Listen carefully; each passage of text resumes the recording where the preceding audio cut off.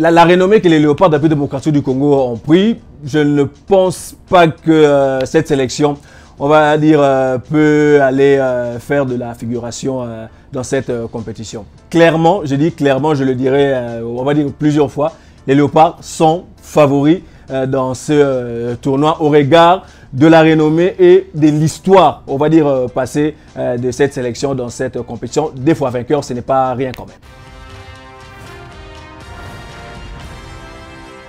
Quand on est déjà favori, logiquement, on ne peut que croire à une troisième étoile, ce qui sera, on va dire, historique, que cette compétition soit remportée par un pays à 3 reprises.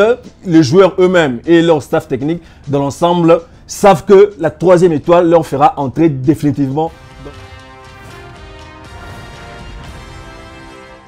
Je dirais les deux hommes providentiels, parce que il y avait, on va dire, entre guillemets, un certain vide au sein de cette sélection. Homme de la situation parce qu'il connaît, on va dire, la manière dont fonctionne une sélection nationale. Il en a l'expérience, il en a, on va dire, les galons. Et puis, pourquoi pas, ce n'était qu'à mon sens normal que cette sélection lui revienne, en tout cas, pour cette compétition, au regard, en tout cas, de la grosse expérience qu'il est en train de dégager depuis qu'il est entraîneur ou qu'on lui a confié les sélections nationales de la République démocratique du Congo depuis qu'il est à Kinshasa. Au Niger, bien entendu, parce que, on va dire, c'est le petit poussé, il a été, on va dire, tiré au sort à la 4e position. Ça dit tout de la position qu'elle a.